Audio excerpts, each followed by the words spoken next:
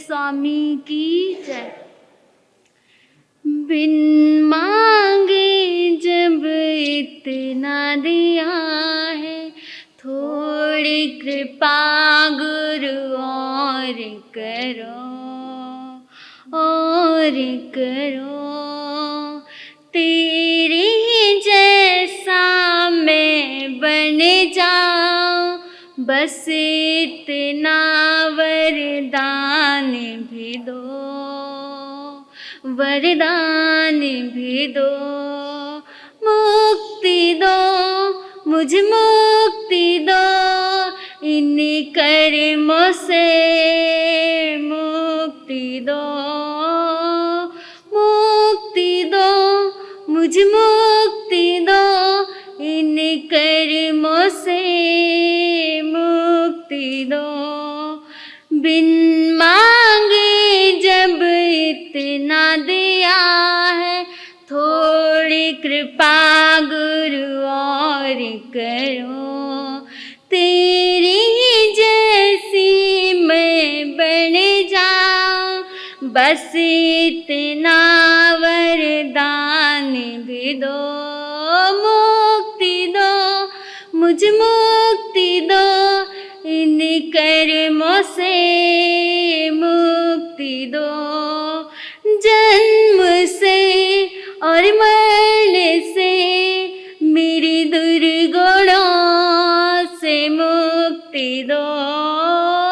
मुक्ति दो, मुझे मुक्ति दो, इन कर्मों से मुक्ति दो।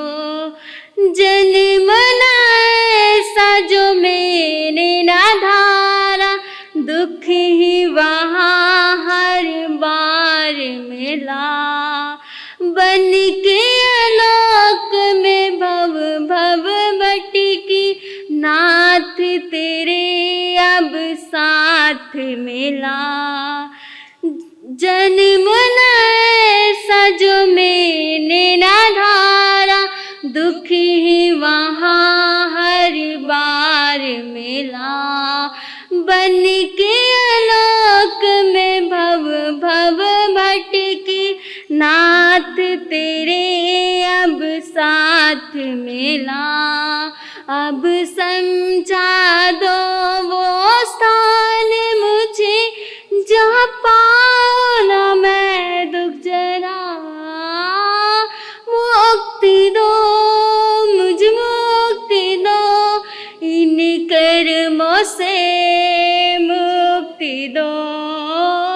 मुक्ति दो, मुझे मुक्ति दो, इन कर्मों से मुक्ति दो। तेरी जैसी मैं बन जाऊं, बस इतना वरदान भी दो। तुझसे जिसने दिल न लगाया, सारे दुखों को उसने बुलाया। तेरे जैसी मैं बन जाऊं, बस इतना वरदान भी दो, वरदान भी दो। तुझसे जिसने दिल न लगाया, सारे दुखों को उसने बुलाया। तेरा जैसा दिल मुझे अब दे, तू दानी है सबसे बड़ा। मुक्ति दो, मुझे मुक्ति दो, इन कर्मों से मुक्ति दो।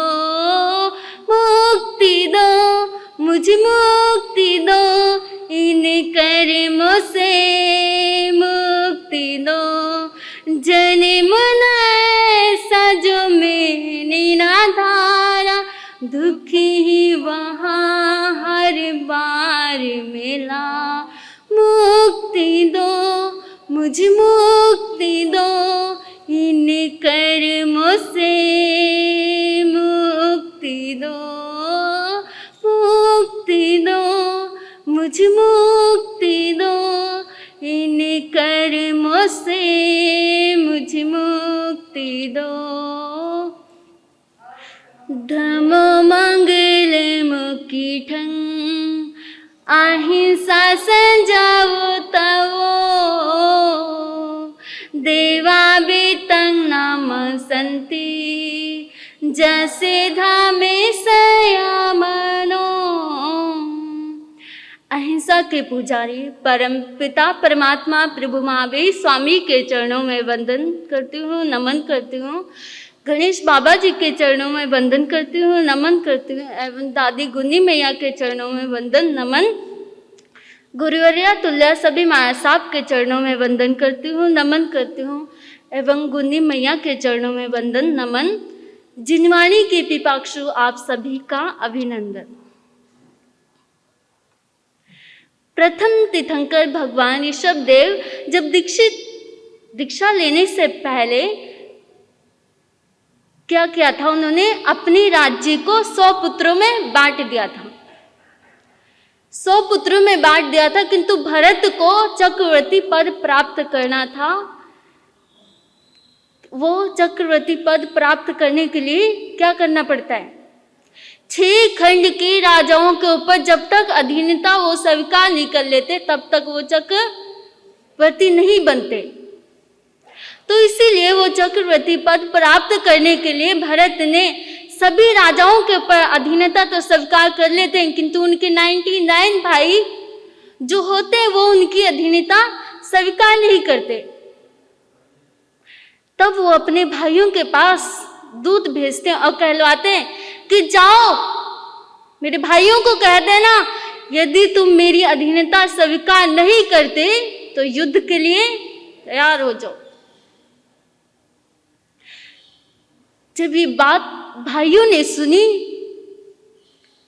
थोड़ा सा भय लगा उनको कि ये तो राज्य मेरे पिताजी ने हम सबको दिया, फिर ये कैसे छीन सकते हैं, कैसे ले सकते हैं। ये सभी भाई एकत्रित होकर चिंतन करने लगे कि ये जब कोई उनको उपाय नहीं सूझा तो वो कहाँ पे गए, भगवान के पास गए, प्रभु से हल निकालने के लिए गए कि मुझे ये उपाय सुझा दो प्रभु, ये तो राज्य आपने दिया है, फिर ये राज्य भरत क्यों मांग रहे हैं। प्रभु ने कहा ऐसा राज्य मैं तुम्हें दूंगा जो कभी ना छीन सके, ना कभी नष्ट हो सके। ऐसे मोक्ष रूपी राज्य को तुम स्वीकार करो। और सभी भाई दीक्षा ले लेते हैं। दीक्षा लेके 6 महीने तक इतनी कठिन तपस्या करते हैं कि एक दिन वो क्या हो जाता है, केवल ज्ञान हो जाता है। और एक अकेले कौन बचे थे, बाहुबली, जो बहुत बलवान थे। भरत से युद्ध करने के लिए आगे बढ़ते हैं। उसी समय कौन आता है, इंद्र आते हैं और उनको समझाते हैं तुम व्यर्थ की हिंसा से बचो। तब वो दोनों भाई परस्पर युद्ध करने के लिए कहते हैं और दोनों युद्ध करने के लिए आगे बढ़ते हैं। कौन सा युद्ध, दृष्टि युद्ध, वाग युद्ध, दंड युद्ध और मल्ल युद्ध। इन सब में तो भरत पराजित हो जाते हैं। के अंदर इतना बल कहां से आया, किसी को पता है? क्योंकि उनके अंदर इतना बल इसलिए आया था क्योंकि वो 500 मुनियों को पारना करवा के फिर स्वयं पारना करते थे। इसीलिए उनके पूर्व भर का वो अब इतना बल आ गया था कि वो भरत से पराजित नहीं हुए। और भरत ने जैसे ही एक मुट्ठी प्रहार करी और बाहुबली क्या हो गए थे, जमीन में कमर तक धंस गए थे। और जैसे बाहुबली निकले मारने के लिए, उसी समय पहले देवलोक के इंद्र आते हैं, उनका हाथ पकड़ते हैं और समझाते हैं कि ये उनका जीत कल्प है, आप इससे बदल नहीं सकते, वो चक्रवर्ती बनेगा। तब उनका क्रोध, इंद्र कहते हैं तुम अपना गुस्सा त्यागो। वो गुस्सा त्यागने के लिए जैसे ही अपना मन बदलते हैं, मन बदलते ही उनके अंदर वैराग्य जाग जाता है। वैराग्य जागता है तो वो उठाई हुई मुट्ठी से ही अपने सिर की लॉन्च कर लेते हैं और साधु बन जाते हैं। साधु बन के भी प्रभु के पास वंदन करने के लिए जैसे चिंतन आया कि मैं प्रभु के पास जाऊं और वंदना करूं, वंदन करने के लिए जैसे ही एक कदम उठाते हैं उसी समय उनको क्या आ जाता है, अपने भाइयों का ख्याल आ जाता है कि मैं वहां पे जाऊंगा तो अपने भाइयों को भी वंदना करना पड़ेगा, मुझे उनको भी वंदन करना पड़ेगा क्योंकि वो बड़े हो चुके हैं, अब उनको भी वंदना करना पड़ेगा। तो इसीलिए वो उसी समय वो कदम वहीं पे रुक जाते हैं और वो वहीं पे ध्यान अस्त खड़े हो जाते हैं। इतनी वर्षों तक कठिन साधना करते हुए भी उनको केवल ज्ञान नहीं हो पा रहा था। उनके शरीर पे बेले भी छा जाते हैं, पक्षियां भी घोंसले बना लेते हैं, तब भी उनको केवल ज्ञान नहीं हो रहा था। किस लिए नहीं हो रहा था? क्योंकि उनके अंदर अहंकार आ गया था कि मैं बड़ा हूं। इतने वर्षों तक उनके जो पैर थे वो भी दिमक वाली मिट्टी से ढक जाते हैं, तब भी वो ये सब दृश्य कौन देख रहा है? प्रभु देख रहे हैं। प्रभु ने चिंतन किया, भरत को, बाहुबली को जगाना तो पड़ेगा। अपनी उनकी दोनों छोटी बहनों को भेजा और कहलवाया ब्रह्मी और सुंदरी को कि जाओ अपने भाई को जाके उपदेश दे के आओ, कुछ सिखा के आओ, वो शायद से जाग जाए, जो सोया हुआ है उसको जगा के आओ। वो जगाने के लिए जाती हैं, अपनी भ्राता को बोलती हैं, गज थकी हेठा उतरो बीरा, मारा गज चढ़िया केवले नहीं होगा। गज थकी हेठा उतरो बीरा, मारा गज चढ़िया केवले न होगा। उसी समय भरत को चिंतन आता है, बाहुबली को, कि मैं कौन से गज पे चढ़ाऊं? ये मेरी बहनें क्या बोल रही हैं, मैं कौन से गज पे चढ़ाऊं?